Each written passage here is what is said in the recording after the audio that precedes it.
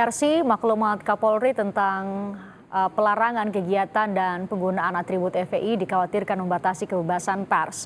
Untuk membahasnya sudah bergabung bersama kami Komisioner Kompolnas ada Albertus Wahyu Rudanto dan juga anggota Dewan Pers Arief Zulkifli. Selamat sore Mas Arief, Pak Wahyu. Selamat sore.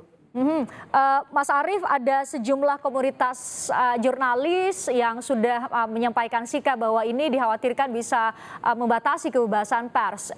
Lalu seperti apa harusnya dimaknai poin 2 huruf D dari maklumat Kapolri yang tadi Bu Pungki sudah jelaskan? Ini adalah turunan dari surat keputusan bersama sejumlah menteri.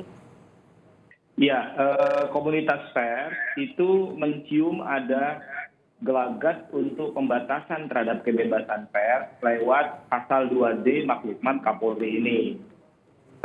Tadi Mbak Pungki dari Kompolnas kan mengatakan bahwa tidak ada maksud untuk membatasi kebebasan pers atau kebebasan berekspresi. Yang dibatasi adalah unggahan-unggahan yang mengandung ujaran kebencian. Nah, persoalan unggahan-unggahan yang bernuansa ujaran kebencian ini tidak disebut secara detail di dalam pasal 2D itu. Jadi itu bisa ditafsirkan macam-macam. Nah, di sini kita menenggarai pasal 2D maklumat ini bisa menjadi pasal karet. Artinya, kepala kepolisian daerah atau aparat kepolisian di banyak tempat akan bisa menafsirkan itu sebagai sebuah maklumat agar tidak ada postingan-postingan menyangkut FPI. Dan ini mendatangkan kecemasan di kalangan media. Saya sendiri dari kemarin mendapat banyak sekali telepon dari teman-teman wartawan yang bertanya, kalau kami memberitakan FPI itu masuk nggak dalam pelarangan di pasal 2D? Kalau kami membuat berita follow up news tentang FPI, apakah kami masih boleh menampilkan foto dari logo FPI atau pimpinan FPI dan seterusnya? Jadi ada beda tafsir yang bisa macam-macam dan ini sangat berbahaya. Karenanya Dewan Pers kemarin sudah mengeluarkan statement yang cukup tegas. Lalu kemudian bersama dengan itu juga para konstituen Dewan Pers, ada AJI, PWI, ICTI, dan lain-lain meminta Kapolri untuk mencabut terutama pasal 2D itu. Karena bisa ditafsirkan sebagai sesuatu yang bisa membatasi kebebasan pers. Saya kira itu, Mbak. Mas Arief, anggota Komisi 3 DPR yang juga Wakil Ketua MPR, Arsul Sani menyebut jangan dicabut, tapi direvisi saja untuk bisa memperjelas dan mempertegas bahwa itu tidak termasuk kegiatan jurnalistik begitu. Ya, bisa juga direvisi, tapi dipertegas. Okay. Apa yang dimaksud dengan tidak boleh mengunggah itu yang seperti apa? Karena sebetulnya kalau unggahan-unggahan yang jelas-jelas bernada atau bernuansa ujaran kebencian, itu sebetulnya sudah ada aturannya. Di KUHP sudah ada dan terlebih lagi di Undang-Undang ITE. Jadi sebetulnya ini stating the obvious kalau Kapolri mengeluarkan lagi pasal 2D itu. Jadi secara umum sebetulnya supaya tidak stating the obvious, ya dibatalkan saja yang pasal 2D itu. Toh sudah ada aturan yang mengatur itu dan jelas-jelas pasti itu juga telah berlaku umum dan begitu ya. Dan itu bisa dipakai dalam kasus FPI juga. Oke. Pak Wahyu, bagaimana kemudian masyarakat termasuk juga komunitas pers, wartawan menerjemahkan ini, termasuk tadi Mas Arief sebut polisi-polisi di setiap wilayah hukum di sejumlah provinsi tentu butuh untuk menafsirkan dan menegakkan maklumat Kapolri. Lantas harus seperti apa komunikasinya, Pak Wahyu? Terima kasih. Jadi Kompolnas selaku pengawas fungsional Polri, begitu keluar maklumat, kami langsung berkonsultasi dengan pihak Polri. Sebetulnya apa tujuannya, apa maksudnya, apa latar belakangnya. Nah, kami sudah dapat jawaban yang pasti bahwa tujuannya adalah untuk menegaskan kehadiran negara dan tugas pokok Polri yang terutama itu adalah memelihara Kamtipmas. Nah, kaitan dengan pasal di poin 2D, nah, saya kira, mohon maaf Mas Zulkifli, kita harus pahami ada posisi yang berbeda antara media sosial dan media siber. Saya kutip di dalam pedoman pemberitaan media siber yang ditandatangani oleh Dewan Pers dan Komunitas Pers pada tanggal 3 Februari 2012, itu jelas bahwa yang dimaksud media siber adalah media yang memenuhi persyaratan undang-undang pers dan standar perusahaan pers. Artinya ada beda makhluk antara media sosial dan media siber. Kerja teman-teman wartawan yang dalam hal ini dinaungi oleh Dewan Pers adalah di media jurnalistik, di mana sudah mengenal yang namanya kode etik jurnalistik. Jadi sepanjang kode etik itu dipenuhi, sepanjang undang-undang pers itu dipenuhi, saya kira nggak ada masalah. Nah, teman-teman di wilayah, kami sudah mendorong Polri untuk menjelaskan hal ini bahwa kaitannya maklumat ini sama sekali tidak ada hubungannya dengan undang-undang pers.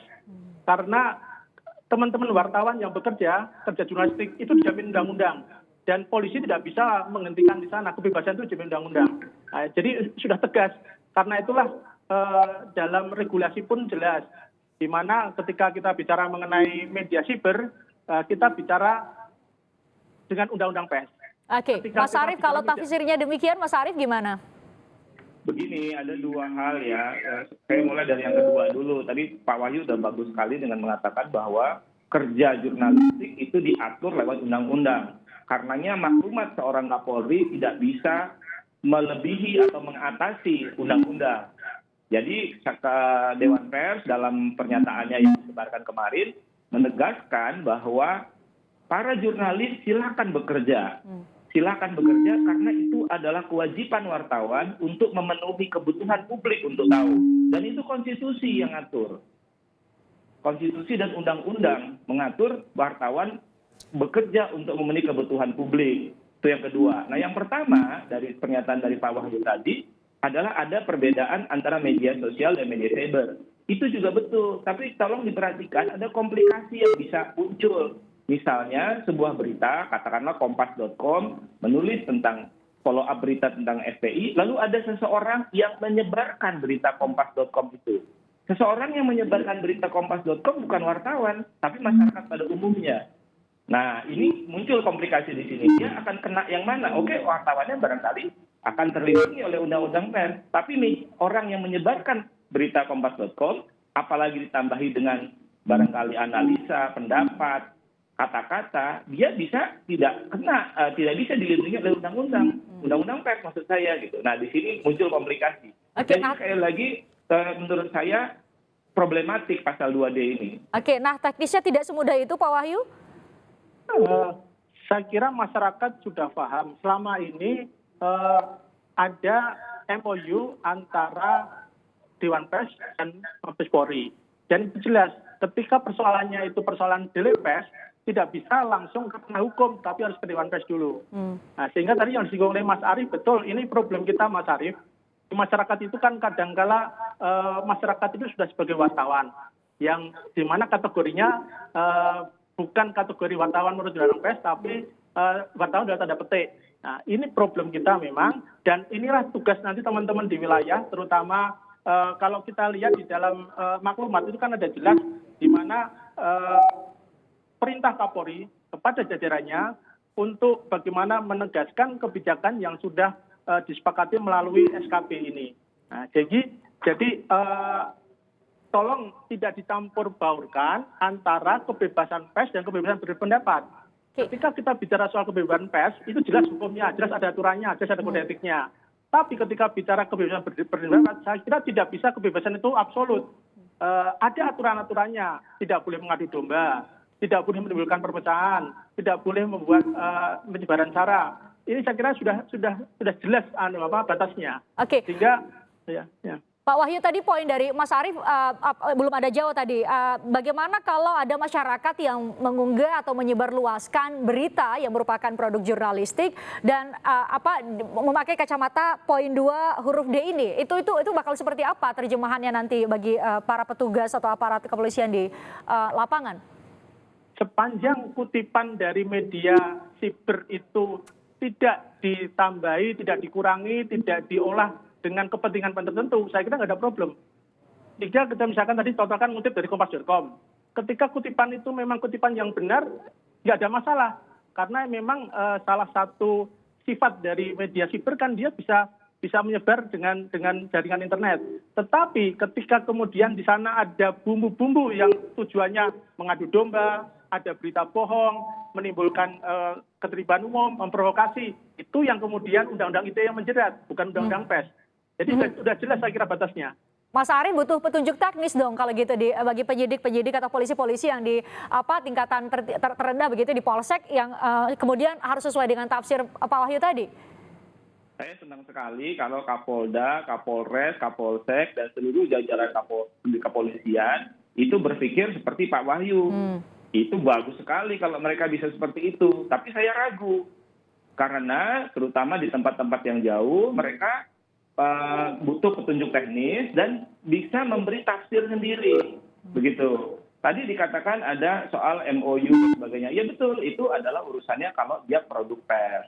Nah, yang jadi persoalan adalah saya katakan tadi, kalau ada orang men-share, membagikan satu berita yang produk pers tadi dengan tambahan macam-macam. Sebetulnya saya kan sudah bilang bahwa kalau dia memberi ujaran kebencian, ditambah kata-kata yang barangkali tidak patut, itu bisa dikenakan pasal-pasal yang lain di luar Undang-Undang 40 atau Undang-Undang pers. Gitu. Jadi saya ulangi bahwa maklumat ini stating the obvious atau memastikan sesuatu yang sudah pasti, gitu. Malah bisa berdampak buruk, yaitu penafsiran yang berbeda dari aparat kepolisian di berbagai tempat. Berpotensi untuk beda tafsir, memicu kontroversi. Lantas apa yang seharusnya dilakukan? Direvisi, dihapus saja atau seperti apa? Nanti kita akan berbincangkan selanjutnya, saudara, di Kompas Petang.